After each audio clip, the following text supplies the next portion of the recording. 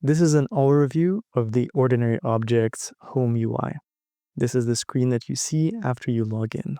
At the top, you will see your most recent projects. With a project card, you can click the three-dot menu in order to rename, duplicate, move, export, and delete projects.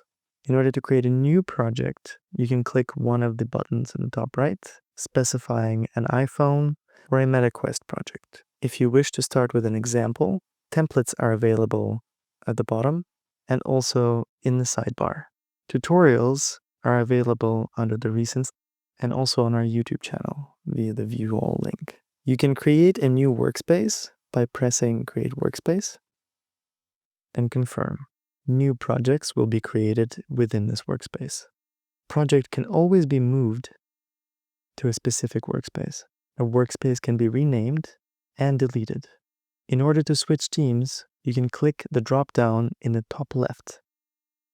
In order to access your account, provide feedback, or log out, you can do that via the drop-down in the top right. Links to our Discord and documentation are available on the bottom left.